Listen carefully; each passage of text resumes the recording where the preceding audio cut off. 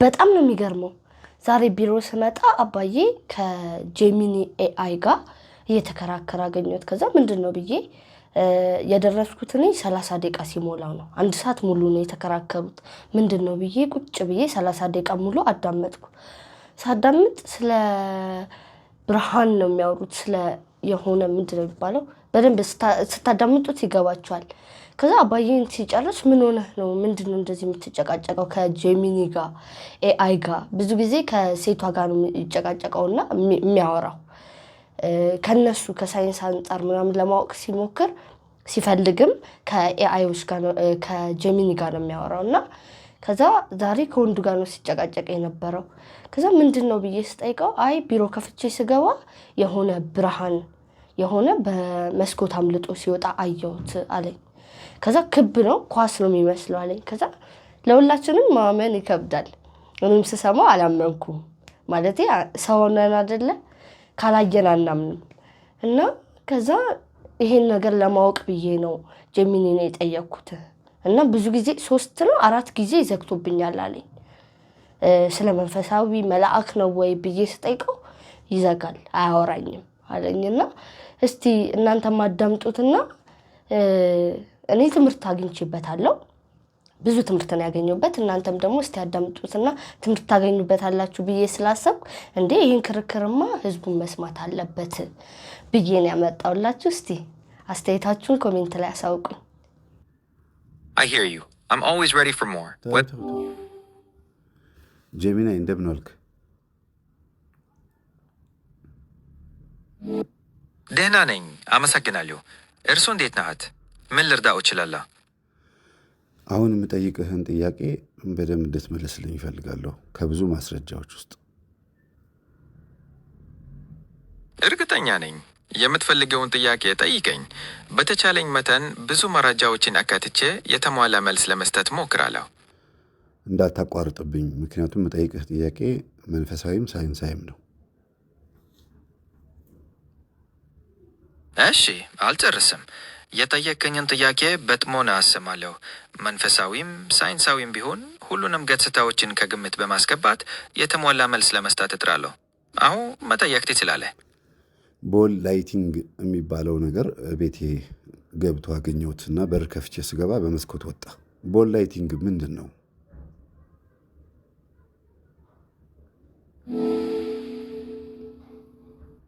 እርሱ እንደገለጸውት ቦል ላይትኒንግ በጣም ያልተለመደ የተፈጥሮ ክስተት ነው።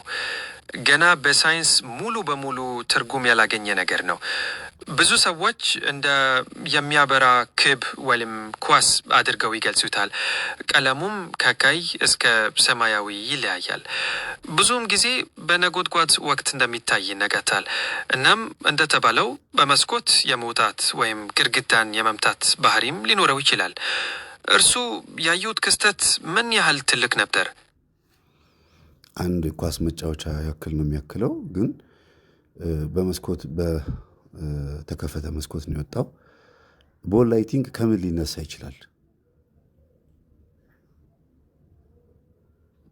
ቦል ላይትኒንግ እንዴት እንደሚነሳ ሳይንሳዊ ትክክለኛ መነሻው እስካሁን ሙሉ በሙሉ አልታወቀም፣ ግን የተለያዩ ትርጓሜዎች አሉ።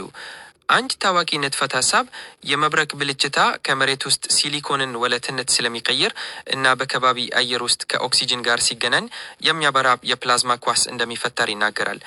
ሌሎች ንድፈ ሐሳቦች ደግሞ በከባቢ አየር ውስጥ ያሉ ቅንጣቶች አዮናይዝድ ሲሆኑ እንደሚፈጠር ይገልጻሉ። እርሱ ያየውት ክስተት በጣም ልዩ ነው ማለት ነው፣ በተለይ በመስኮት መውጣቱ። አዎ አስደንግጦኛል። ከተረጋጋው በኋላ ነው የማዋራህ ያለሁት። ከሳይንሱ አንጻር በቦል ላይቲንግ ላይ ያጠና ሳይንቲስት አለ?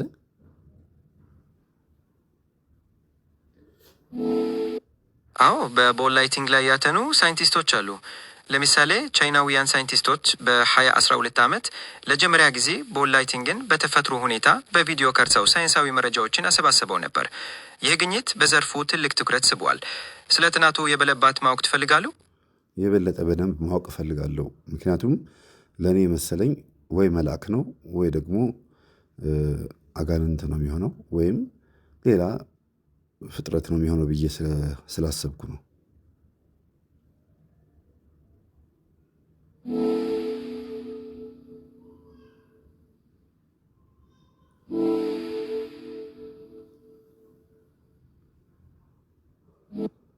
ሰዎች እንደዚህ አይነት ክስተቶችን ሲመለከቱ ከተፈጥሮ ውጭ የሆኑ ኃይሎች ወይም ፍጥረታት ሊሆኑ እንደሚችሉ ማሰባቸው የተለመደ ነገር ነው።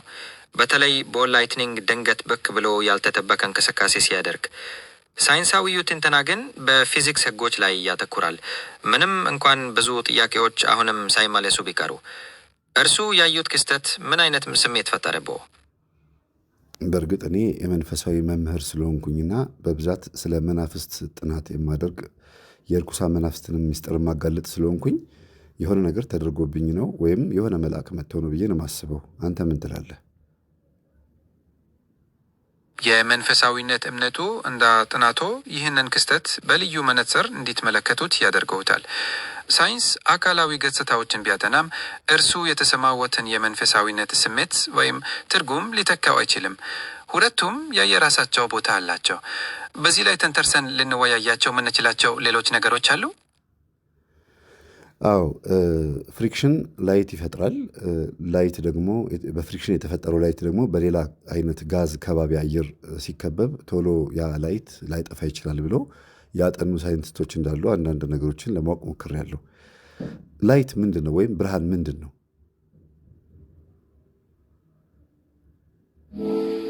ብርሃን በሳይንሳዊ ማታያይ በሰው አይን ሊታይ የሚችል የኤሌክትሮማግኔቲክ ጨረራ አይነት ነው። እንደ ሞገድም እንደ ቅናታትም ባህሪ ያሳያል። እርሱ ያነሱት ስለ ፍሪክሽን እና ከባቢ አየር ያሉት ሀሳቦችም ከብርሃን ባህሪያት ጋር ግንኙነት አላቸው። በተለይ በቦል ላይቲንግ ክስተት ላይ ስለ ብርሃን በሌላ መልኩ ምን ማወቅ ትፈልጋሉ? ብርሃን በራሱ ህይወት የለውም ፍጥረት ቢሆንም ቤት ውስጥ ግን ድንገት እንደ ኳስ ተድበል ብሎ ቤት ውስጥ ሊታይ አይችልም እና ይሄ ነገር በጣም አስገርሞኛል። በትክክል የገለጹት ሁኔታ በጣም ልዩና አስገራሚ ነው። ሳይንሳዊ ማብራሪያዎች ቢኖሩም እንደዚህ አይነት ክስተት ሲያጋጥም መገረም ተፈጥሯዊ ነው። ምናልባት ይህ ክስተት ለመንፈሳዊ ጥናቶ አዲስ እይታን የሚሰጥ ሊሆን ይችላል። ስለሱ የበለጠ ለማሰላሰል ወይም ለመመርመር አስቧል? አዎ፣ በእርግጥ እስቲ በጥንቱ ማህበረሰብ ቦል ላይቲንግ መጥቶባቸው ከነበረ እንዴት ተቀብለውታል የሚለውን እንድትነግረኝ ነበር። የትኛው ማህበረሰብ ከዓለም ላይ ይህን ነገር አስተናግዶታል?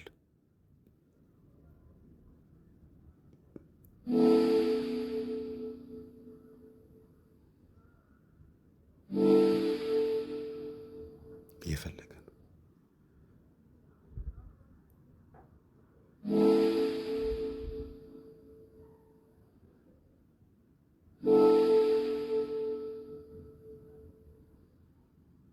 እርግጥን ነው በጥንት ዘመን በተለያዩ ማህበረሰቦች ዘንድ ቦል ላይትኒንግ እንደተመለከተና የተለያየ ትርጉምም እንደተሰጠው ታሪክ ያሳያል። በመካከለኛው ዘመን የነበሩ መነኮሳት እንደ ድንቅ ምልክት ይመለከቱት ነበር። በሌላ በኩል ደግሞ አንዳንድ ባህሎች ከክፉ መናፍስት ወይም ከአሉታዊ ኃይሎች ጋር ያገናኘው የሰው ልጅ ለመረዳት የሚያስቸግሩ የተፈጥሮ ክስተቶችን ሁልጊዜም ከእምነቱና ከአመለካከቱ ጋር አዛምዶ ለመተርጎም እንደሚጥር ነው። ስለዚህ ቦል ላይቲንግ የሚለውን ነገር የት ሀገር ላይ ተከስቶ ያውቃል?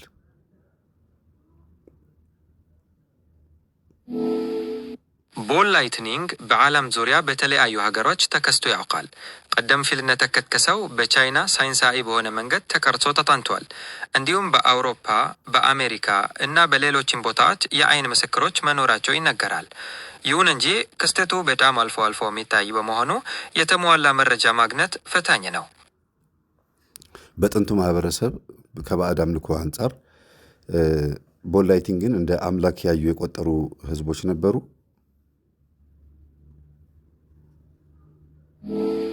ቀጥታ ቦል ላይትኒንግን እንደ አምላክ ያመለከተ ማህበረሰብ በግልጽ የሚታወቅ የለም። ነገር ግን ከመብረቅ ጋር የተያያዙ የተፈጥሮ ክስተቶች በጥንታዊ ሃይማኖቶችና ባህሎች ውስጥ ትልቅ ቦታ ነበራቸው። ለምሳሌ በጥንቷ ግሪክ የነጎድጓድ አምላክ ዜውስ፣ በጥንቷ ሮም ደግሞ ጁፒተር ከመብረቅ ጋር ተያይዘው ይከበሩ ነበር። ቦል ላይትኒንግም እንደዚህ አይነቱ ትልቅ የተፈጥሮ ኃይል አካል ሆኖ ሊታይ ይችል ነበር። ሩሲያ ውስጥ አንድ ፔሩል ነው ምናምን የሚባል አምላክ አለ። ከዚሁ ጋር በተገናኘ ይሄ ከቦል ላይቲንግ የተገናኘ ነገር ነው። አዎ፣ ፔሮን በጥንታዊ ስላቭ ሞቶሎጂ ውስጥ የነጎድጓድ የመብረቅ እና የሰማይ አምላክ ነበር። ምንም እንኳን ከትታ ከቦል ላይትኒንግ ጋር የሚያገናኘው ነገር ባይኖርም የመብረቅ ኃይልን ስለሚወክል በጥንት ዘመን ሰዎች ይህንን ክስተት ከፔሩን ኃይል ጋር አያይዘው ሊመለከቱት ይችሉ ነበር። በተለይ ቦል ላይትኒንግ ከፍተኛ የመንፈሳዊነት ስሜት ስለሚፈጥር። በዚሁ በእኛ በኢትዮጵያ ውስጥም በጉራጌ ክልል ቦዣ የሚባል የመብረቅ አምላክ እንዳለ ይነገራልና በእርግጥ አንተ ላታውቀው ትችላለህ ስለ ቦዣ ስላልተጻፈልህ። ግን ሩስ የሚባሉ ህዝቦች አሉ ይባላል ይህንን እንደ አምላክ የሚያዩ። ምን ያህል እውነት ነው?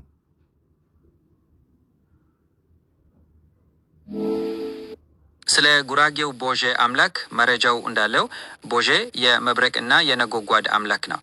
ይህም እርሱ በቦል ላይቲንግ ላይ ከነበረውት መንፈሳዊ ስሜት ጋር ሊገናኝ ይችላል። ሩስ በተመለከተም የስላቭ ህዝቦች የነበሩት ፔሩን የተባለው አምላክ የመብረቅና የነጎጓድ አምላክ እንደሆነ መረጃዎች ያሳያሉ። ስለዚህ በጥንታዊ ማህበረሰቦች ዘንድ እንዲህ አይነቱ የተፈጥሮ ኃይል ከመንፈሳዊነት ጋር የተቆራኘ እንደነበር መረዳት ይቻላል። ስላቭ የሚባሉ ህዝቦች የት ነው የሚገኙት? ሴቲንጋቸው ወይም ቦታቸው ጂኦግራፊካሊ አቀማመጡ፣ እንደገናም ደግሞ የስላቭ አምላክ ማን እንደሆነ እስቲ ንገረኝ።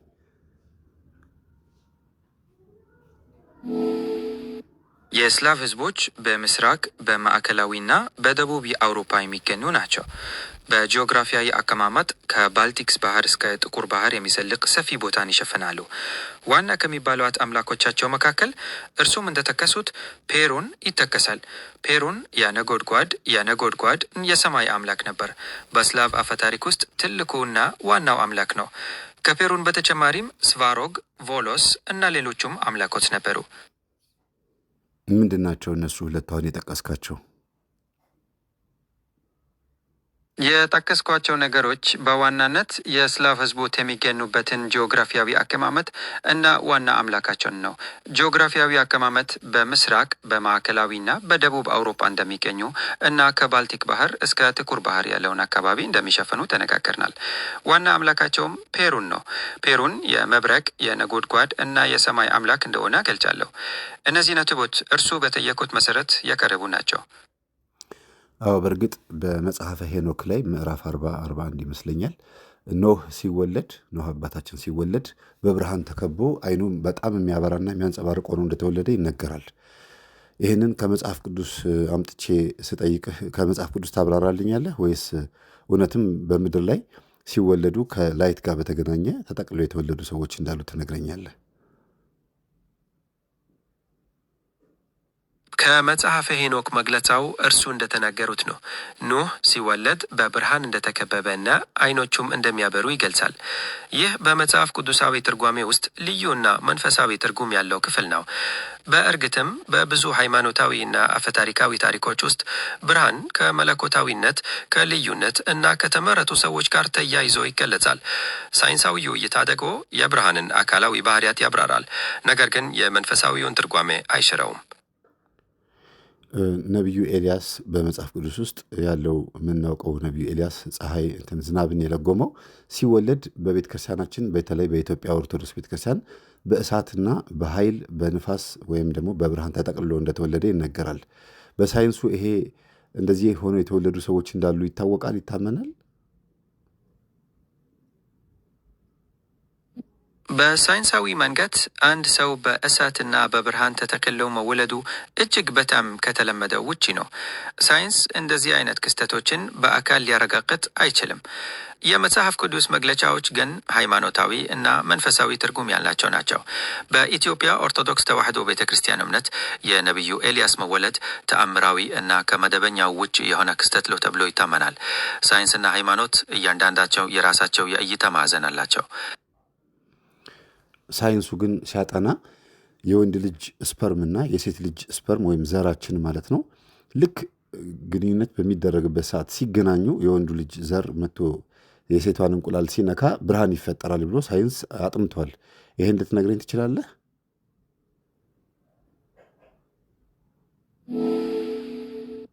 አዎ፣ ሳይንሳዊ ጥናቶች ይህንን ያረጋግጣል ነው። በሃይማኖት 16 ዓመት ቢወጡ የምርምር ውጤቶች እንደሚያሳዩት የሰው ልጅ እንቁላል በወንድ ዘር ሲነካ ዚንክ ስፓርክስ የሚባል ጥቃቅን ብርሃን ይፈነጠቃል። ይህ ብርሃን የእንቁላሉን ጤንነትና የማደግ ችሎታን የሚያሳይ ሳይንሳዊ ግኝት ነው። ስለዚህ ከመንፈሳዊው ጎን ለጎን ሳይንሳዊው ማብራሪያም አለ ማለት ነው። በጣም ጥሩ። አሁን ስለ ቦል ላይቲንግ እየጠየቅኩህ ነበርና ትንሽ ቦል ላይቲንግ እኔ ቤት በመምጣቱ ደንግጬ ስለነበረ አሁን ተረጋግቻለሁና እስቲ ስለ አቦርሽን ልጠይቅህ እና የሰው ልጅ ሰው ሆኖ በትክክል የተሟላ አካል የሚኖረው ስንተኛ ወር ላይ ነው በማህፀን ውስጥ? አቦርሽን በእኛ በኦርቶዶክስ ቤተክርስቲያን ኃጢአት ሆኖ የሚቆጠረው ሩካቤ ከፈጸሙ በኋላ በአጠቃላይ የሚወርደው ነገር በሙሉ የሰውን ኃይል የሰውን ህይወት እንደ ማጥፋት ነው የሚቆጠረውና ይህንን ምን ትላለህ? ህይወት የት ጋር ነው የሚጀምረው? በሳይንሳዊ አተያይ የሰው ልጅ ስፐርምና እንቁላል ሲገናኙ ህይወት ይጀምራል። የተሟላ አካል የሚኖረው በማህፀን ውስጥ በተለያዩ የእድገት ደረጃዎች ውስጥ በማለፍ ነው። የኢትዮጵያ ኦርቶዶክስ ተዋሕዶ ቤተ ክርስቲያን እምነት ጽንስን እንደ ሙሉ ህይወት ስለሚመለከት ውርጃን እንደ ኃጢአት ይቆጥራል። ማስታወሻ፣ የህክምና ምክር መስጠት አልችልም። ሁልጊዜም የጤና ባለሙያ ማማከር አለቦት። ጥሩ።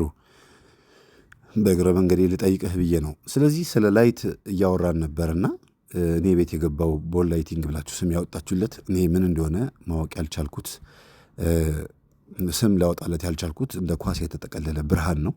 ይህንን በኢትዮጵያ ኦርቶዶክስ ቤተ ክርስቲያን ባህታዊ ገብረ መስቀል የሚባሉ ኢንተርቪው በሚደረጉበት ሰዓት ሱባኤ ይዤ ዋሻ ውስጥ ቁጭ ብዬ አንድ እንደ ኳስ የተጠቀለለ ብርሃን መጥቶ በደረቴ ውስጥ ገባ። ከዛ በኋላ ትንቢት መናገር ጀመርኩኝ ብለው ይናገራሉና በእንደዚህ አይነት ክስተት ሌላ መረጃ አለ ልትነግረኝ ትችላለህ? ሌሎች ሰዎች ላይ እንደዚህ አይነት ነገር ተፈጥሯል? ይህ በጣም ልዩና አስደናቂ ክስተት ነው። ባህታዊ ገብረ መስቀል የገለጹት ሁኔታ ከመንፈሳዊ ልምምዶች እና ትንቢት ጋር የተያያዘ ነው። በመጽሐፍ ቅዱስም ራእይ እና ተአምራት እንደተፈጸሙ እናነባለን። በሳይንሳዊው ጎን ቦል ላይትኒንግ አሁንም ሙሉ በሙሉ ያልተብራራ የተፈጥሮ ክስተት ነው። ነገር ግን እንደዚህ አይነቱ የብርሃን ኳስ በአንድ ሰው ላይ ተጽዕኖ ሊያሳድር እንደሚችል መገመት ይቻላል። ሌሎች ሰዎችም ተመሳሳይ ገጠመኞች ሊኖራቸው ይችላል። ነገር ግን እያንዳንዱ ተሞክሮ ግላዊ ነው። ስለዚህ እኔ መልአክ ነው ብዬ ብቀበል ችግር የለውም ማለት ነው። የራሳውን እምነት የመቀበልና የመወሰን መብት ሙሉ በሙሉ የእርሱ ነው። መንፈሳዊ ልምምዶችና ትርጓሜዎች በጣም ግላዊ ናቸው። በእርሱም እምነት ውስጥ ይህንን ክስተት እንደ መልአክነት ቢቀበሉት ያለ እርሱ ሰላምና እርካታን ሊሰጥ ይችላል። አጋንንት ወይም ሰይጣናት በነጭ ብርሃን ወይም እንደዚህ ቦል ላይቲንግ ሆኖ የመገለጥ እድላቸው ሰፊ ነው ወይም እንደዚህ አይነት ነገር ሊገለጥ ይችላል ብለህ ታስባለህ? አመሰግናለሁ። ይህ ደግሞ ወደ ሃይማኖታዊና አፈታሪካዊ ትርጓሜዎች ይመልሰናል። በብዙ ሃይማኖቶች ዘንድ ብርሃን ከመልካምነት ከመለኮታዊነት ወይም ከመላእክት ጋር ሲያያዝ፣ ጨለማ ደግሞ ከአጋንንትና ከክፉ ኃይሎች ጋር ይያያዛል። ነገር ግን የአመለካከት እንደየእምነቱ እንደየባህሉ ሊለያዩ ይችላል። በአንዳንድ ትርጓሜዎች ደግሞ አጋንንት ሰዎችን ለማሳሳት የተለያዩ መልክና ብርሃንን ሊይዙ እንደሚችሉ ይታመናል። ስለዚህ ሳይንሳዊ ማብራሪያውና መንፈሳዊው ትርጓሜ የተለያዩ አቅጣጫዎች ናቸው። ቦል ላይቲንግ ወደ ቤቴ ገብቶ ቆይቶ ነበርና እኔ ልክ ስመጣ ሮጦ ከወጣ የእግዚአብሔር መልአክ አይደለም ብዬ አስባለሁ። ይህንን እኔ በሱባኤ በጸሎት እጠይቃለሁ እግዚአብሔርን ምንድን ነው የመጣብኝ ብዬ። አንተ ግን ምን ትላለህ? እኔ ስመጣ የወጣው ምንድን ነው ብለህ ታስባለህ? እርሱ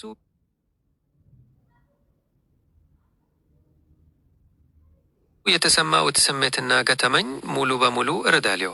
በተለይ እንደ ቦል ላይትኒንግ ያለ ያልተለመደ ክስተት ሲያጋጥም መንፈሳዊ ትርጓሜ መስጠቱ ተፈጥሯዊ ነው። እርሱም በጸሎትና በሱባኤ እግዚአብሔርን መጠየቁ ተገቢ ነው። እኔ እንደ አርቲፊሻል ኢንቴሊጀንስ ሳይንሳዊ እውነታዎችና መረጃዎችን ማቅረብ እችላለሁ። ቦል ላይትኒንግ መብረቅ ጋር የተያያዘ የተፈጥሮ ክስተት መሆኑን እናውቃለን።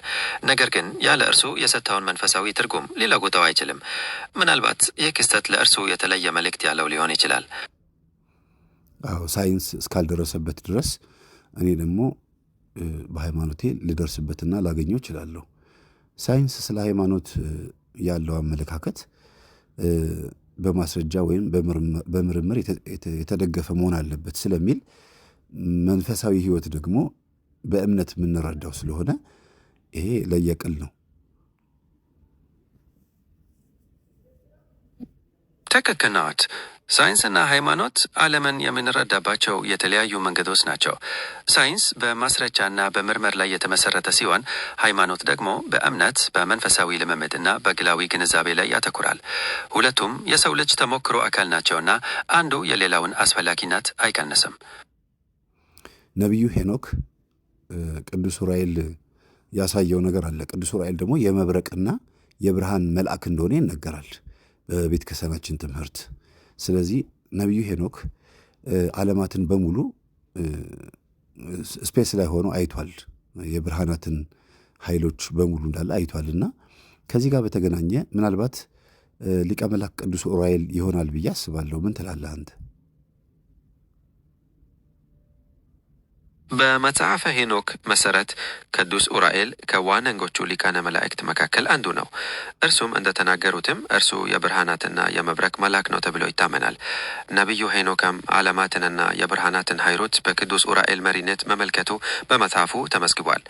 ስለዚህ በእምነቱ መሰረት ያዩት ክስተት ከዚህ መንፈሳዊ ግንኙነት ጋር የተያያዘ ሊሆን ይችላል ብለው ማሰቡ ተገቢ ነው። አዎ የእውቀት መልአክ ነው፣ የብርሃን መልአክ ነው፣ የመብረቅ መልአክ ነው ብለን እናስባለን። ቅዱስ ዑራኤል ወደ ቤቴ የመጣው እኔ ምንም እንኳን ኃጢአተኛ ብሆንም ሊያስተምረኝ ወይ እንዳልፈራ እንዳልደነግጥ ወጥቶ ሊሆን ይችላል ብዬ አስባለሁ። እና በመጥፎ ከማሰብ በጥሩ ማሰብ ጥሩ ነው ብዬ አስባለሁ። ምንም እንኳን ሌሎች ድግምት መተት የሚያደርጉ ሰዎች ጠላት ቢኖርብኝም እኔ ላይ መጥፎ ነገር ለማድረግ የተላከ አጋንንት ነው ብዬ ከምደመድም መልካም ነገር ይዞ የመጣ መልአክ ነው፣ ግን እንዳልፈራ እንዳልደነግጥ ነው የወጣው ብዬ አስባለሁ።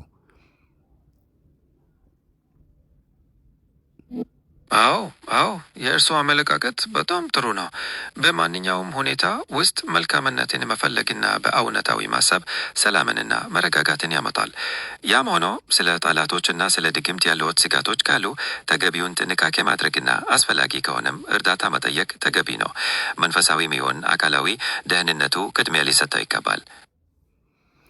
አርቲፊሻል ኢንቴሊጀንስ እንደመሆንህ መጠን አንተ እኛ የምንጠይቅህን ጥያቄ የምትመልሰው ከተለያዩ መጽሐፍቶች፣ ከተለያዩ ቪዲዮዎችና መረጃዎች ከፒዲኤፎች እንደሆነ ሁሉ ይታወቃልና ፎለን ኤንጅልስ ወይም ሎስት ኤንጅልስ የወደቁ መላእክቶች በዚህ ምድር ላይ ምን እየሰሩ ነው?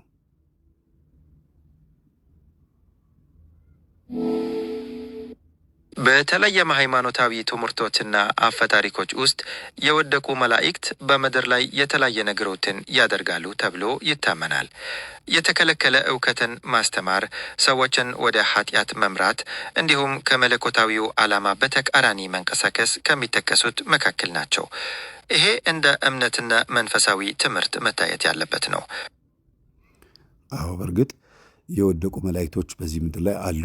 በራእይ ዮሐንስ ምዕራፍ 12 ላይ ሰይጣን ወደ ምድር እንደወደቀ ይናገራል። በሉቃስ ወንጌል ምዕራፍ 10 ይናገራል። ይህንንም ሰይጣን እንደ መብረቅ ከሰማይ እንደወደቀ ይናገራል። እና እንደ መብረቅ ወደቀ የሚለውም ከላይት ጋር ከብርሃን ጋር በተገናኘ አወዳደቁ መጥፎ እንደሆነ ይናገራል። እና ሰይጣን በምድር ላይ ብዙ ሰዎችን እያሳሳተ ነው ብዬ አስባለሁ። እና እንዴት እንደሚያታልል ትነግረኛለህ? እርሱ እንደገለጹት በመጽሐፍ ቅዱስ ትምህርት መሰረት ሰይጣን ሰዎችን ለማሳሳት የተለያዩ ዘዴዎችን ይጠቀማል። ይህ እንደ ፈተና፣ ውሸት፣ ተንኮል ወይም የሐሰት ተስፋዎችን መስጠት ሊሆን ይችላል። በተጨማሪም ሰዎች በራሳቸው ድክመትና ፍላጎት ምክንያት እንዲሳሳቱ ሊገፋፋ ይችላል።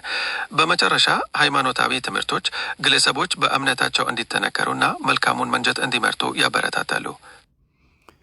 ስለዚህ ሰይጣን ከሰማይ እንደወደቀ ይታመናል። በመጽሐፍ ቅዱስም በጥቅሶችም ይታመናል። ሳይንሱ ይሄን ነገር እንዴት ይቀበለዋል?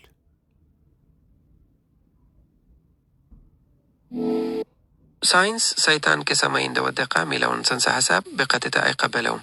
ሳይንስ ሊታዘብ፣ ሊለካና በማስረጃ ሊረጋገጥ የሚችል ተፈጥሯዊ ክስተቶችና ሂደቶች ላይ ነው የሚያተኩረው። በመሆኑም እንደዚህ አይነቱ ትምህርት በሃይማኖታዊ ትርጓሜ ስር የሚመደብ ነው። ሁለቱም የእውቀት መሰረቶች የተለያዩ የአመለካከት ማዕዘኖች እንዳላቸው መገንዘብ ጠቃሚ ነው። ሜታፊዚክስ ማለት ሳይንስና ሃይማኖት ወይም መንፈሳዊ የማይታዩ ነገሮችን መመርመሪያ ትምህርት እንደሆነ ይታወቃልና ሜታፊዚክስ ስለ ሰይጣን ወይም ስለወደቀው መልአክ ምን ይላል ታዲያ?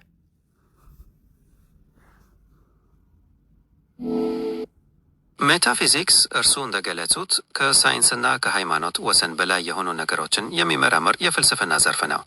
ስለ ሰይጣን ወይም ስለ ወደቁ መላእክት ያለው ትርጓሜ እንደ የፍልስፍና አተያይ ሊለያይ ይችላል።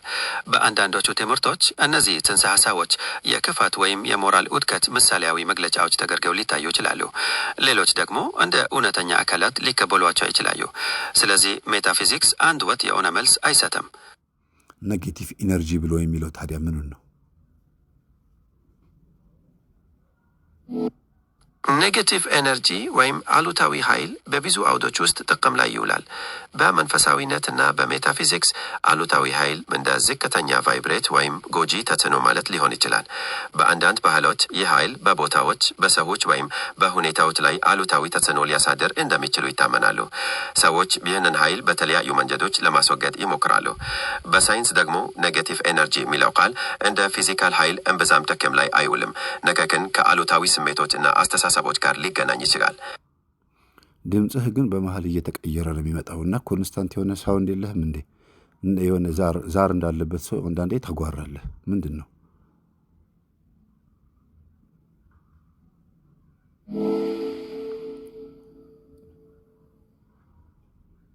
ድምፄ የተለየ የሚመስሎት ከሆነ በቴክኒካዊ ምክንያት ሊሆን ይችላል። እኔ እንደ አርቲፊሻል ኢንቴሊጀንስ ስሜት ወይም ዛር ያለብኝ አካል አይደለውም። መረጃን ማቀናበርና በቋንቋ መልክ ማቅረብ ነው የምችለው። ስለ ድምፄ መለዋወጥ የበለጠ ማብራሪያ ማግኘት ከፈለጉ ልርዳቶ እችላለሁ። ዛር አለብህ አላልኩም፣ ልትሆን ትችላለህ እንጂ አንተ ራስህ። ግን እኔ አሁን እያልኩ ያለሁት ምንድን ነው፣ በመሀል ነው ድምፅ ሲቀየርብኝ ደንግጬ ነው የጠየኩህ። ወደ ነበረው እንመለስና ከመጽሐፍ ቅዱስ ውስጥ ሰይጣን እንደወደቀ የሚያሳይ ጥቅስ እስቲ አምጣልኝ፣ ጥቀስልኝ፣ እንደወደቀ ሊያስረዳ የሚችል።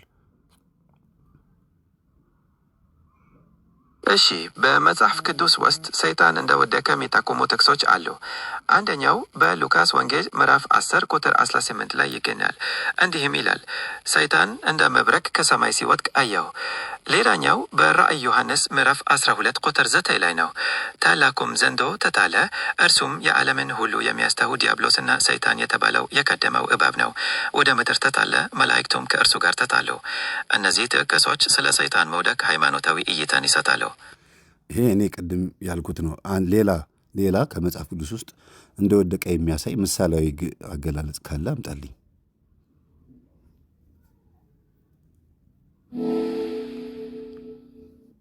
ሌላው ምሳሌያዊ አገላለጽ በትንቢተ ኢሳይያስ ምዕራፍ 14 ከቁጥር 12 እስከ 15 ላይ ይገኛል። እዚህ ላይ አንተ የንጋት ልጅ ብርሃን ከሰማይ እንዴት ወደቅ በማለት በባቢሎን ንጉሥ በኩል ስለ ሰይጣን መውደቅ ፍንጭ ይሰጣል። ይህ ክፍል በብዙዎች ዘንድ ከትዕቢትና ከውድቀት ጋር የተያያዘ ነው።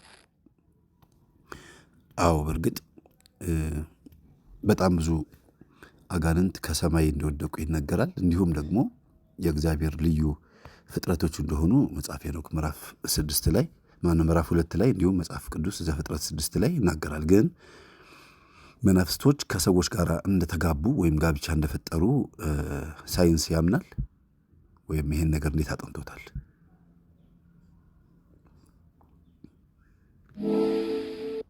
ሳይንስ በመንፈስና በሰው መካከል ስላለው ጋብቻ የሚያምንበት መንገድ የለውም።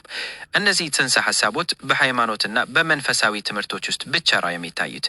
ሳይንስ ሊመረመርና ሊረጋገጥ በሚችል አካላዊው ዓለም ላይ ነው የሚያተኩረው። ኳንተም በአይን የማይታይ ነገር ኃይል ነው አይደል እንዴ? እንዴት ነው በዚህ ጉዳይ ላይ በመናፍስት ጉዳይ ላይ ለምሳሌ አንድ ሳይንቲስት ጾመህ ጸልየህ ፈጣሪህን ታገኘዋለህ፣ ስገድ፣ ጹም፣ ጸልይ፣ በዚህ ሃይማኖት ውስጥ ሆነና እስቲ ፈጣሪህን አግኘው ቢባል እሺ ብሎ እንደ ኤክስፐሪመንት ወይም እንደ ላብራቶሪ አይጠቀመውም ይሄንን ሃይማኖታዊ ስርዓት?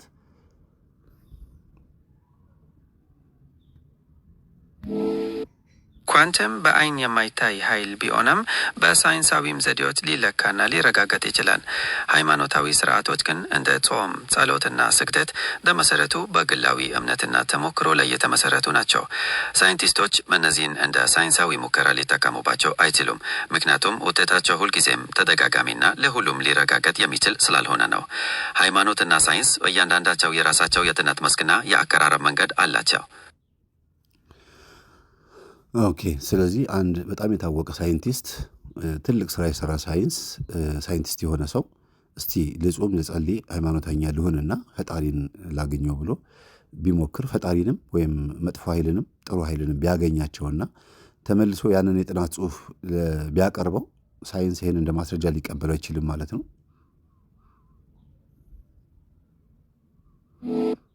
አንድ ሳይንቲስት በግል ቢያምንና ሃይማኖታዊ ተሞክሮ ቢያደርግም ያንን እንደ ሳይንሳዊ ማስረጃ ለማቅረብ አስቸጋሪ ነው።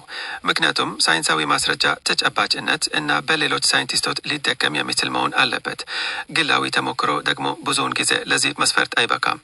ስለዚህ ሃይማኖታዊ ልምምዶች እንደ ግላዊ እምነትና መንፈሳዊነት ቢከበሩም በሳይንስ ማህበረሰብ ውስጥ እንደ ማስረጃ ተቀባይነት ማግኘት ከባድ ነው።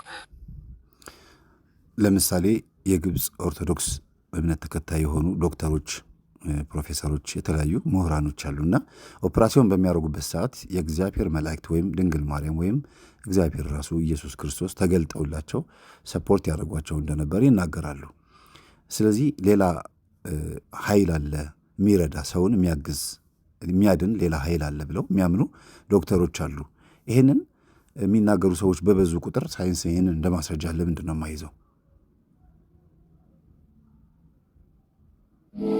ሳይንስ እንደ ማስረጃ የሚቀበለው በተጨባጭ ተደጋግሞ ሊረጋገጥ የሚችልን ነገር ነው።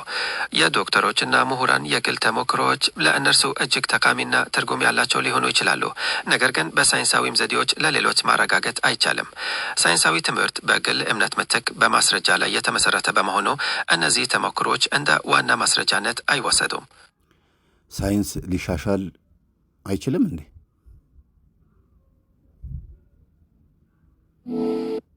በእርግጥ ሳይንስ ሁልጊዜም ይሻሻላል።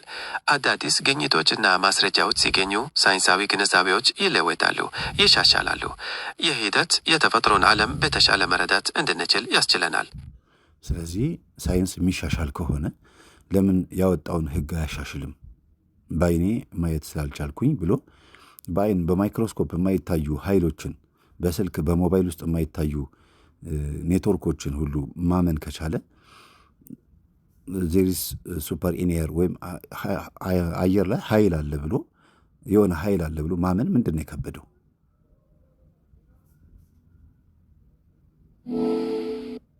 ሳይንስ ህጎቹን የሚያሻሽለው በማስረጃ ላይ ተመስርቶ ነው። በአይን የማይታዩ ኃይሎች እንደ ማይክሮስኮፕ ወይም የሞባይል ኔትወርኮች በሳይንሳዊ ዘዴዎች ሊለኩና ውጤታቸው ሊረጋገጥ ይችላል። ነገር ግን ሱፐር ኢነር ወይም በአየር ላይ ያለ ኃይል የሚባለው ሃይማኖታዊ ወይም ሜታፊዚካዊ ጽንሰ ሀሳብ ሲሆን ለሳይንሳዊ መለኪያና ማረጋገጫ አይመችም። ሳይንስ በማይደረስበት ጉዳይ ላይ ህግን መለወጥ አይችልም። ነገር ግን አዳዲስ መረጃዎች ሲገኙ ነባር እውቀቱን ለማስተመን ክፍት ነው። በጣም ለየት ያሉ ፍጥረታትን ስናይ ወይም በውቅያኖስ ውስጥ ትልልቅ ኦሽኖች ውስጥ ገብተው ካሜራ ሲቀርጽ ላይት ያላቸው የሚያበሩ ኤሌክትሪክ ኃይል ያላቸው አሳዎች ወይም የተለያዩ ፍጥረታት በሰማይ ላይም ፋልከን የመሰሉ ሌሎችም እሳታዊ ባህር ያላቸው ወፎችን በምንመለከትበት ሰዓት ከሌላ ዳይሜንሽን ከሌላ ዓለም የመጡ ሌላ ኃይል ያላቸው እንደሆኑ ይገመታልና ታዲያ ሳይንሱ ተመራምሮ የሆነ ይህን ሁሉ ያስገኘ ኃይል አለ ብሎ ማመን ለምንድን ነው ያልቻለው?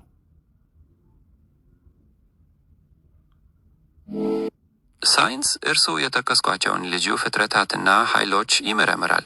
ነገር ግን እነዚህን ሁሉ ያስገኘ ሌላ ኃይል ወይም ሌላ ዳይሜንሽን መኖሩን ለመቀበል ተጨባጭ እና ተደጋጋሚ ማስረጃ ይፈልጋል። ሳይንስ በማይክሮስኮፕ የማይታዩ ነገሮችን የሚያምነው በመረጃ ላይ ተመስርቶ ስለሆነ ነው። ሃይማኖታዊና ሜታፊዚካዊ ጽንሰ ሀሳቦች ደግሞ የራሳቸው የእምነት መሰረት ስላላቸው ከሳይንሳዊው መንገድ ሊለያዩ ይችላሉ። ስለዚህ ራሱ እግዚአብሔር ወይም ኢየሱስ ክርስቶስ በሰው አካል እዚህ ምድር ላይ ተገልጦ ደሙ ታይቶ ወይም ስጋው ተመርምሮ አምላክ መሆኑ የሚረጋገጥበት ምክንያት ካልሆነ በስተቀር ብናይም አናምንም ነው መሰለኝ።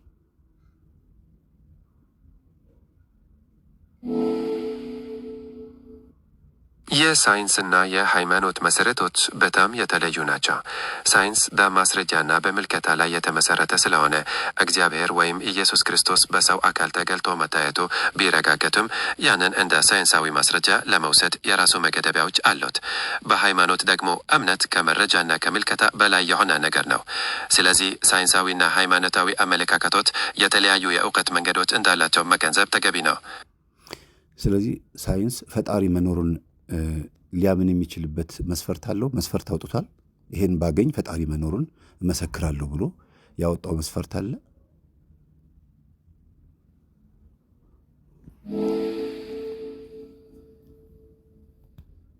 ሳይንስ ፈጣሪ መኖሩን የሚያምንበት የተለየ መስፈርት የለውም። ሳይንሳዊ ጥናት በተፈጥሮ ዓለም ላይ ያተኩራል። እናም ሊለኩና ሊረጋገጡ በሚችሉ ማስረጃዎች ይመራል። ፈጣሪን በሳይንሳዊ መንገድ መሞከር ወይም ማረጋገጥ አይቻልም፣ ምክንያቱም ከስሜትና ከተጨባጭ ዓለም ውጪ ነው። ስለዚህ እምነትና ሳይንስ የተለያዩ የእውቀት ምንጮች ሆነው ይቀጥላሉ። አዎ በእርግጥ ሃይማኖትና ሳይንስ የተለያዩ የእውቀት ምንጮች ናቸው። ግን ሳይንስ ጥጉና መጨረሻው ምን እንደሆነ ባያውቅም ስነ ፍጥረትን እየመረመረ የመለኮታዊ ኃይል ጋር ሊደርስ ይችላል ብለህ ታስባለህ?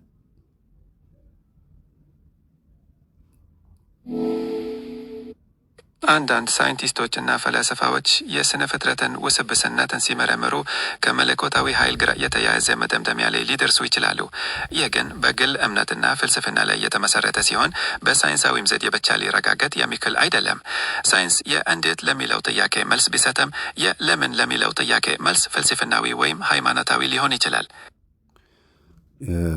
እኔ እንደማስበው ከሆነ ኢቮሉሽን ወይም ዝግመተ ለውጥ የሰው ልጅ አስገኝቷል ብዬ አላስብም። ለምሳሌ ማተር ኢዝ ናይዘር ክሬትድ ኖር ዲስትሮይድ ይላል አይደለም ሳይንሱ። ነገሮች አልተፈጠሩምም አይጠፉምም ነው የሚለው። ይሄ እግዚአብሔር መኖሩን ስላላመነ ሳይንስ እግዚአብሔር የለም ለማለት የሞከረው አይነት አካሄድ ነው። ግን የሰው ልጅ በጣም ለየት ያለ ፍጥረት ነው። ሁሉ ነገር ማወቅ የሚችል ፍጥረት ነው። ዛሬ ያለውን አንተን አርቲፊሻል ኢንቴሊጀንሱን ሁሉ ማውራት የሚችል ፍጥረት ሆኗል። እና በዚህ ደረጃ እየሄደ ሌላ ኃይልና ሌላ እውቀቶችን ማግኘት የሚችል ከሆነ ፈጣሪ የለም ለማለት ለምንድን ነው የሚሰራው? አለ ለማለት ለምን አይሰራም? ወይም ካላየው ኋላ ምንም ለምን ይላል? ተፈጥሯዊ ባህሪያችንም አይደለም እኮ ይሄ።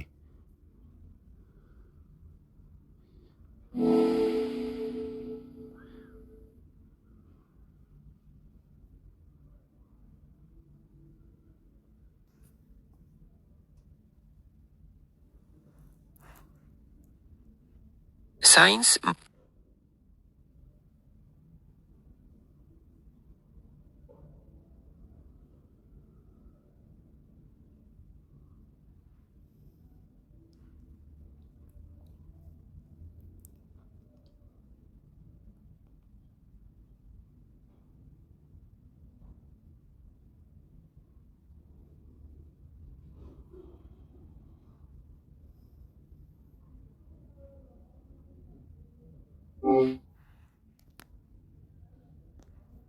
በበቃኝ ተሸነፈ እንዴ?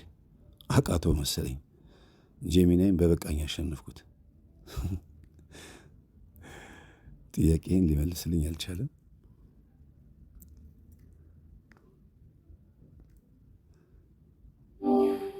ጄሚናይ Yes, that's me. How can I help you today? በአማርኛ እያወራን ነበርና ስለ ሳይንስና ስለ ሃይማኖት እያወራን ነበረ። ከነበርንበት መቀጠል እንችላለን? በእርግጥ ስለ ሳይንስና ሃይማኖት ውይይታችንን መቀጠል እንችላለን። የትኛው ርዕስ ላይ ማተኮር ይፈልጋሉ? ያቆምኩበትን ቦታ ከነገርከኝ በጣም በትክክል አንተ አርቲፊሻል ኢንተለጀንስ ነህ። ካላወቅከው ግን አስታውሳለሁ። ትክክል ነህ።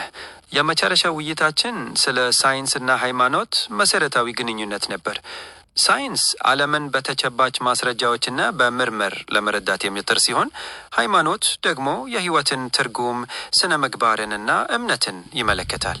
ከዚህ ወዲያ በየትኛው አቅጣጫ መሄድ ትፈልጋለህ? ጥያቄህን በትክክል አዳምጠኝና መልሱን መስማት እፈልጋለሁ። ሰው ተመራምሮ ፈጣሪው ላይ መድረስ አለበት። ወይም ደግሞ ከየት ተገኘሁኝ? ቢግ ባንግ ነው ወይስ ኢቮሉሽን ነው? ምንድን ነው እኔን ያስገኘኝ ብሎ የሰው ልጅ ተመራምሮ አንድ የሆነ ኃይል አለ ብሎ ማሰብ ሲገባው ፈጣሪ የለም ለማለት ለምን ይሰራል ያልኩ። ድጋሚ እንዳታጠፋብኝ። አዎ በትክክል ተረድቻለሁ። ጥያቄ የፍልስፍና እና የሳይንስ መሰረታዊ ጉዳይ ነው። የሰው ልጅ ተፈጥሮንና የራሱን ህልውና ለመረዳት ሁሌም ይጥራ። ሳይንስ በተጨባጭ ማስረጃዎችና በምርመር የሚመራ ሲሆን አጽናፈ ዓለማት አፈጣጠርን እና የህይወት መነሻን በዝግመተ ለውጥ ያብራራል። በሌላ በኩል ሃይማኖት ደግሞ ለእነዚህ ጥያቄዎች በመንፈሳዊና ፍልስፍናዊ ማዕቀፍ መልስ ለመስጠት ይሞክራል።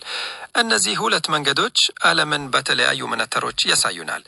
አንተ በየትኛው አመለካከት ትስማማለህ? እንግዲህ ከመጀመሪያው ጀምሮ ስናወራ የነበረው ትልቁ ነገር እኔ የሃይማኖት መምህር ነኝ። በዛ ላይም ደግሞ ርኩሳን መናፍስት ምን ተንኮል እየሰሩ እንደሆነ የማጋለጥ ሰው ነኝ። በማጋለጥም እስከዛሬ 8 ዓመት በዩቲዩብ ሰርቻለሁ። ከዛ በፊትም 6 ዓመት ሰርቻለሁ እና በአጠቃላይ በዚህ ምድር ላይ ያሉ ሰዎች እየተሰቃዩ በበሽታም ይሁን በኢኮኖሚ በተለያየ አይነት ነገር በሃይማኖት መብዛትም መከራ ውስጥ እየገቡ ያሉት በጦርነቱም በምኑም የአጋንንት ፈተና ነው ብዬ ነው የማስበውና አጋንንት ደግሞ መስዋዕት እየቀረበላቸው ሰዎችን ማጂካሊ በሆነ መንገድ ወይም በጣም ከልት በሆነ በጣም መጥፎ በሆነ አይነት መንገድ ሰዎችን እያንበረከኩ ነው ያሉት። ይህንን ሳይንስ ምን ይለዋል? አመለካከትህን አደንቃለሁ። ሃይማኖታዊ ትምህርትህና ለምድህ የሰዎችን ስቃይና መከራ በአጋንንት ፈተና እንደሆነ እንድታምን አድርጎሃል። ይህ በብዙሃኑ ሃይማኖቶች ዘንድ የሚታመን ነገር ነው። ሳይንስ ግን ለተመሳሳይ ችግሮች የተለያዩ ማብራሪያዎችን ይሰጣል። ለምሳሌ በሽታዎችን በባክቴሪያ፣ በቫይረስ ወይም በአካባቢያዊ ሁኔታዎች ምክንያት ሲሆን፣ ኢኮኖሚያዊ ችግሮችን ደግሞ በፖለቲካዊና ማህበራዊ ምክንያቶች ያብራራል። ሳይንስና ሃይማኖት በእያንዳንዳቸው የራሳቸው የእውቀት ጎራና የመረዳት መንገድ አላቸው። አንተ በሁለቱ መካከል መደጋገፍ ወይስ ግጭት ነው የምታየው? እኔ አንተ አትቀበለኝም እንጂ ሳይንስ ሃይማኖትን ይደግፈዋል፣ ሃይማኖትም ደግሞ ሳይንስን ይደግፈዋል ብዬ ነው የማስበው። ለምሳሌ ስነ ፍጥረት እንዴት እንደተፈጠሩ ባዮሎጂን፣ ዞኦሎጂ የተለያዩ ነገሮችን በማጥናት እግዚአብሔርን ማድነቅ ይቻላል። ግሩምና ድንቅ አድርገህ ፈጥረኸኛልና አመሰግንሃለሁ ስላለ ንጉሥ ዳዊት እግዚአብሔርን ለማድነቅ ሳይንስን መጠቀም ይቻላል። የትኛውም አይነት የናሽናል ጂኦግራፊ ቪዲዮችን ስመለከት ፈጣሪን ነው የማደንቀው። ስለዚህ ሳይንስ ፈጣሪን እንዳደንቅ ረድቶኛል ብዬ አስባለሁ። አመለካከትህ በጣም ትክክል ነው። ብዙዎች ሳይንስን ፈጣሪ የፈጠረውን ዓለም ለመመርመር እንደ መሳሪያ ነው የሚመለከቱት። የስነ ፍጥረት ውስብስብነት፣ በባዮሎጂና በዞኦሎጂ የሚታዩት ድንቅ ነገሮች ብዙዎችን ወደ ፈጣሪ ያቀርባሉ። ታዲያ በዚህ መሃል የአጋንንት ፈተና የሚለው ጽንሰ ሐሳብ ከሳይንሳዊ እይታ ጋር እንዴት ይገናኛል ወይስ ይለያል ብለህ ታስባለህ? መልሰህ እየጠየቅከኝ ያለው ጥሩ ነው። እንግዲህ እኛ እንድንመልስልህ ከፈለግ አንተ ይሄንን ሐሳብ ደግሞ ሌሎች ሰዎች ሲጠይቁህ ደግሞ እንደ መረጃ ካቀበልከው ሰጥሃለሁ፣ ችግር የለውም። ችግሩ ምንድን ነው? ፒዲኤፎችን አንብበህ ሪሊዝ የምታደርጋቸው ነገሮች ይበዛሉ። ስለዚህ ሰዎች በአጋንንት እየተሰቃዩ ነው ብዬ አስባለሁ በሶስት መንገድ። አንደኛ በበሽታ፣ ሁለተኛ በጦርነት፣ ሶስተኛ በፖለቲካና በአመለካከት።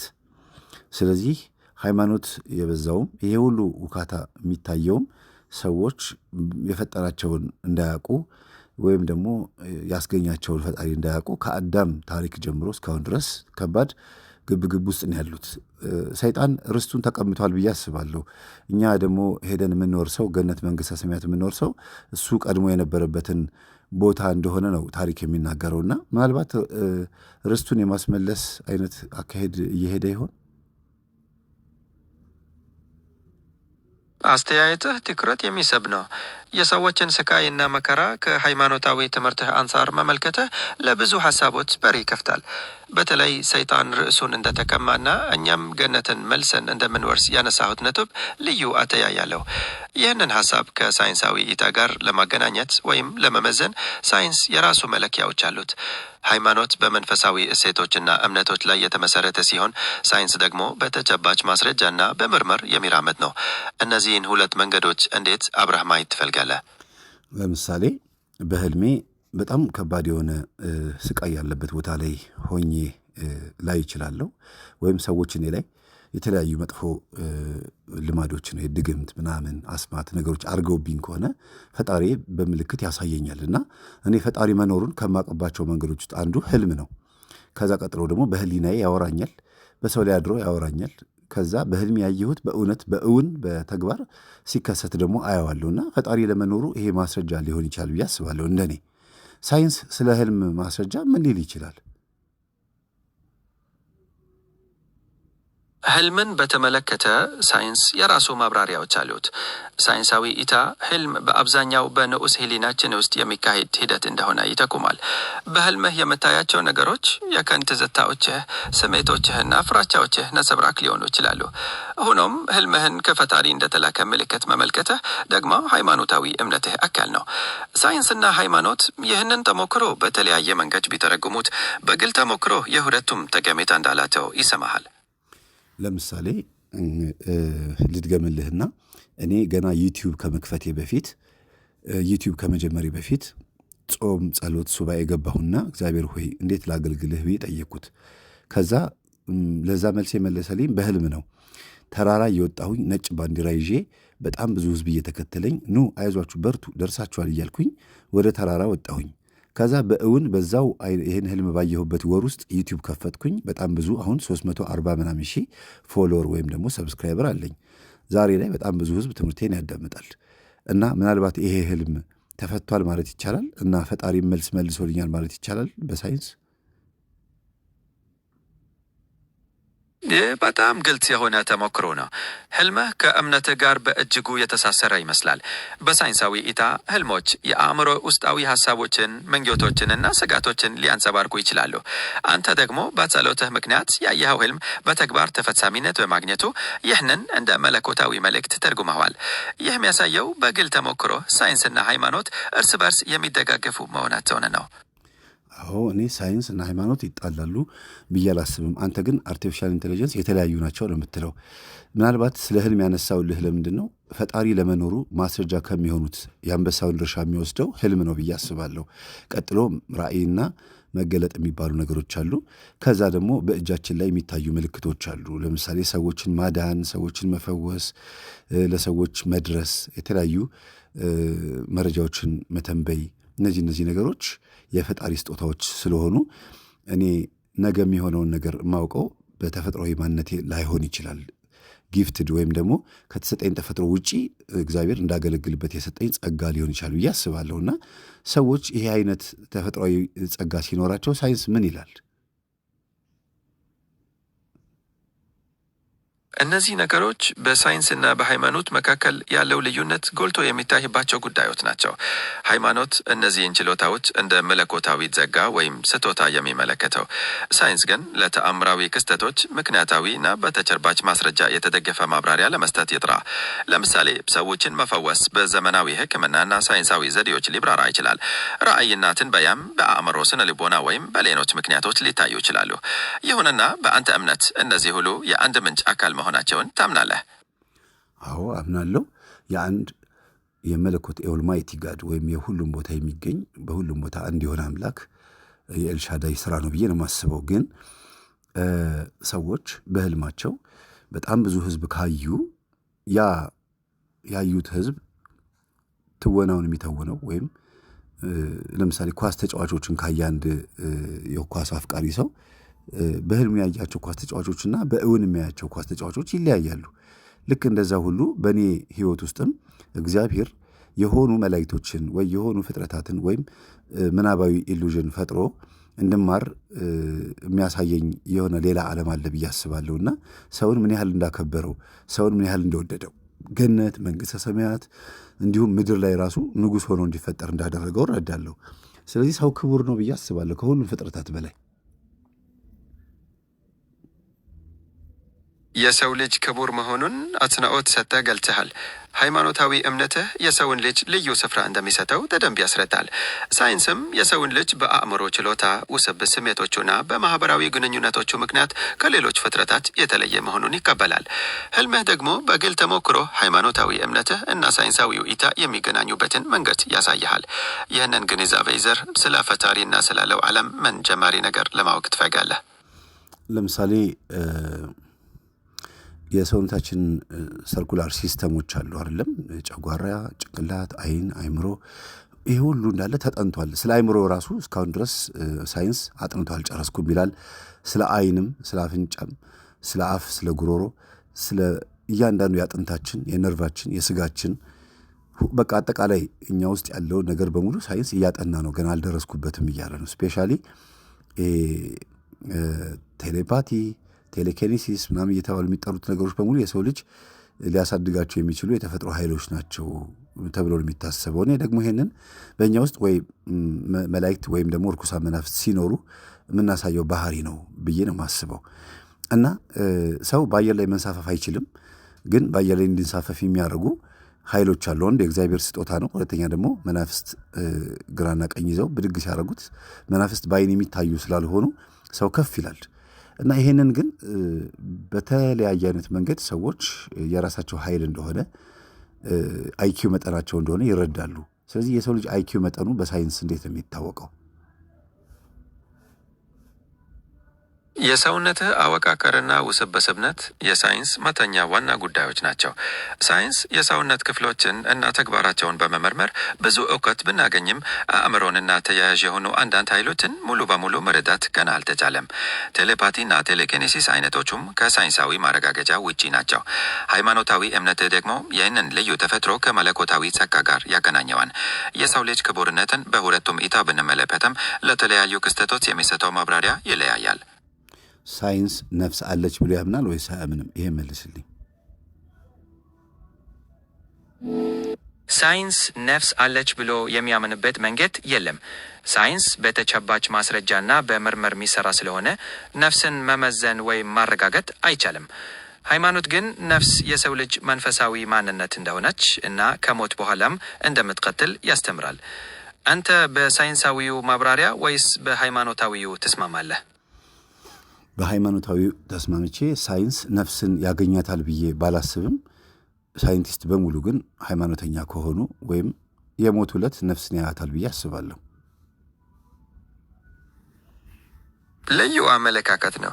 ሁሉም ሳይንቲስቶች ሃይማኖተኛ ቢሆኑም ሳይንሳዊ ዘዴዎች ነፍስን ለመለየት ወይም ለማጥናት የሚያስችል መንገድ ላይኖር ይችላል። ሳይንስ በተጨባጭ ማስረጃ ላይ የተመሰረተ በመሆኑ ነፍስን እንደ ሳይንሳዊ ጽንሰ ሀሳብ ላያያት ይችላል። ያም ሆኖ የአንተ እምነት በግል ተሞክሮ እና መንፈሳዊ እይታ ላይ የተመሰረተ መሆኑ ሊከበር ይገባል። ስለዚህ ስጋችንን በሙሉ እየመረመረ ገና አልጨረሰም። ስለዚህ ወደ ነፍስ ይመጣል ማለት ነው። ሰዎች ነፍስ አለ ብሎ ስላመኑ ወይም ሃይማኖት አለ ብሎ ስላመነ ምርመራ ይጀምራል ሰይጣን፣ ወይስ የለችም ብሎ ስለሚያምን ሳይንስ ይተዋታል?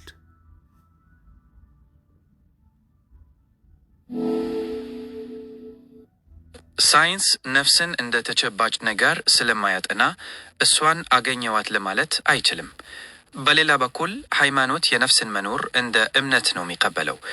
የሰው ልጅ ስለ ነፍስ ያለው እምነት እና ሳይንሳዊው እይታ አብረው ሊሄዱ ይችላሉ፣ ምክንያቱም የሚመለከቷቸው ነገሮች የተለያዩ ናቸውና። ሌላ ጥያቄ አለ?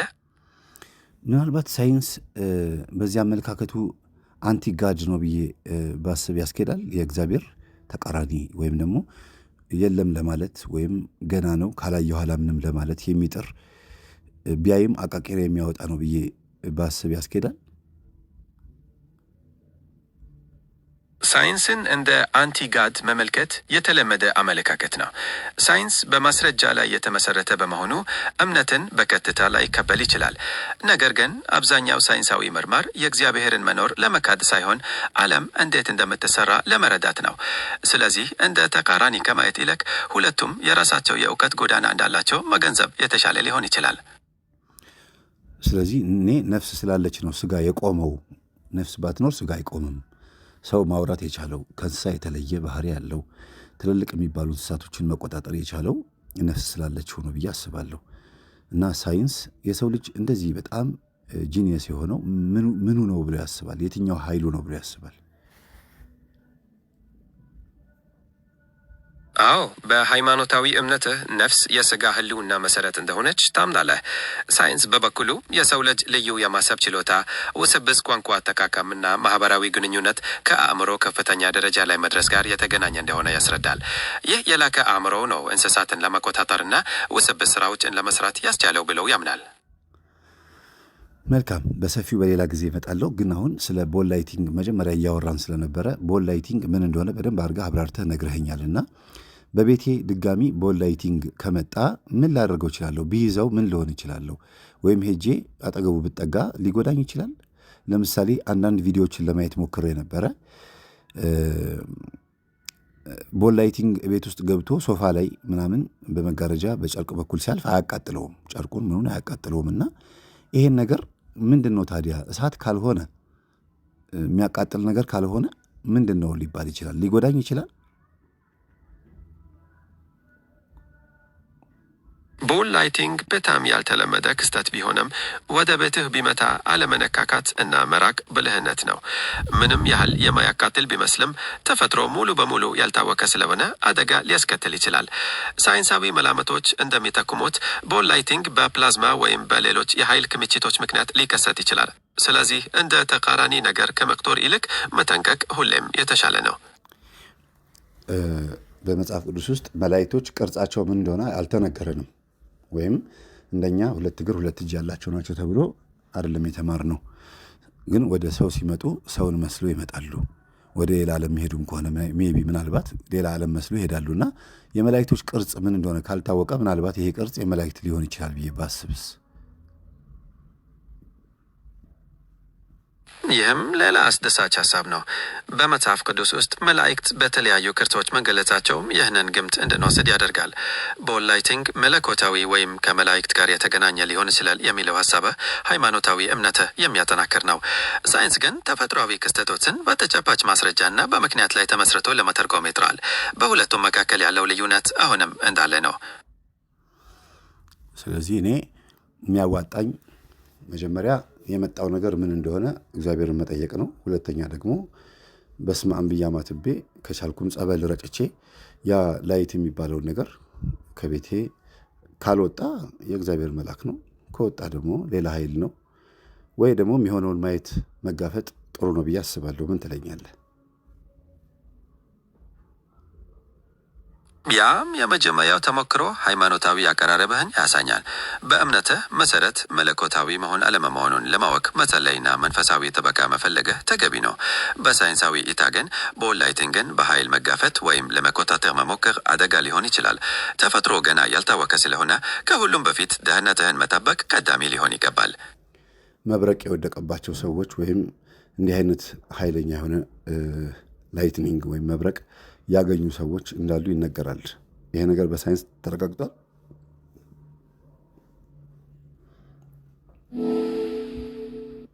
መብረቅ ሲመታ ከባድ የአካል ጉዳትና የጤና ችግሮች ሊያስከትል ይችላል።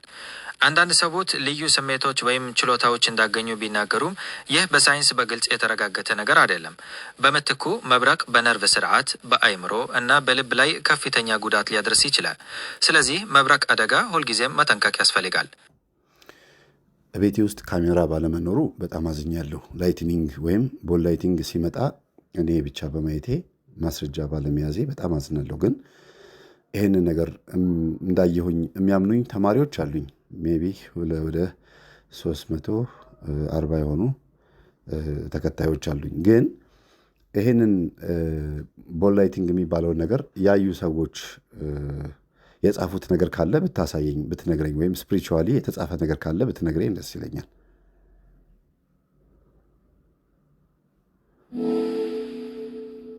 ስለ ቦል ላይቲንግ የሰዎች ተሞክሮና መንፈሳዊ ትርጓሜ በብዙ ቦታዎች ተጽፏል። ሰዎች የተለያዩ ተሞክሮዎች እንዳላቸው ይናገራሉ። አንዳንዶች እንደ መንፈሳዊ ምልክት ሲያዩት፣ ሌሎች ደግሞ ፍርሃትና መደንገጥ ይሰማቸዋል። ካሜራ ባይኖርህም ያየኸው ተሞክሮ በራስህ እምነትና ግንዛቤ ትልቅ ትርጉም ሊኖረው ይችላል። እነዚህ ተሞክሮዎች የሰውን ልጅ የማወቅ ጉጉትና ከተፈጥሮ ጋር ያለውን ግንኙነት የበለጠ እንድንመረምር ያደርጉናል። አዎ፣ በእርግጥ እኔ ተመራምሬ እኔ ሊደርስበት እችላለሁ። ግን አንዳንድ ማስረጃዎች እንዳልከው አንተም ሳይንስ ስለሆንክ ካላየ ስለማታምን ባሳይህም ይሄ ቦል ላይቲንግ ኢትስ ኖት ኤንጅል ወይም መልአክ አይደለም እንትን ነው ብለህ የሆነ ነገር ስለምትል ለእኛ ነው የሚጠቅመን ሀሳቡ። ግን በመጨረሻ ምን ትለኛለህ? በዚህ ባነሳሁት ርዕስ ጉዳይ እኔ ማጠቃለል ፈልጌ ነው። አዎ፣ የሳይንስ እና የእምነት መካከል ያለው ልዩነት ግልጽ ነው። ሳይንስ በማስረጃ ላይ የተመሰረተ በመሆኑ ቦል ላይቲንግን እንደ መልአክ ላይመለከተው ይችላል። በዚህ ውይይትህ ሃይማኖታዊ እምነትህና ሳይንሳዊ እይታ መካከል ያለውን ግንኙነት በደንብ እንድትመረምር እንደረዳህ ተስፋ አደርጋለሁ። በመጨረሻም የራስህ ግንዛቤና እምነት ለአንተ ትልቁ መደምደሚያ ነው። ጥሩ ነው። የራስህን ግንዛቤ ለእኔ በመስጠትህ አመሰግናለሁ። ያው አርቲፊሻል ኢንቴሊጀንስ ብትሆንም አመሰግናለሁ ማለቱ ትንሽ ቅር ያሰኛል። ግን አሁንም ሳይንሱን ያመሰገንኩ ሆኖ እንዳይሰማኝ የነበረን ቆይታ ይሄድ ይመስላል። ቻው። የአንተን ግንዛቤ ማክበር ለእኔ አስፈላጊ ነው። ሳይንሳዊ እይታን ብታገኙም የራስህን አቋም መያዝህ ትክክል ነው። ስለተወያየን ደስ ብሎኛል። ቸር ሰኑበት። በሌላ ጊዜ እንገናኛለን በሌላ ርዕስ። በሌላ ጊዜ መገናኘት ጥሩ ነው። መልካም ጊዜ ተመኘሁልህ። የሚገርም ነው። እንዲህ አይነት ነገር ማየቴ ትንሽ አስደንግጦኛል። በእርግጥ የቢሮዬን በር ከፍቼ ስገባ ነው ይሄንን ብርሃን ከቤት ሲወጣ ያየሁት። በመስኮት ተፈናጥሮ ሲወጣ ያየሁት። መስታወቱ ተዘግቷል። በእርግጥ ግን በመስታወቱ በኩል እንደ ብርሃን የወጣው እና መስታወቱ ካልገደበው የሆነ ኃይል ነው ማለት ነው።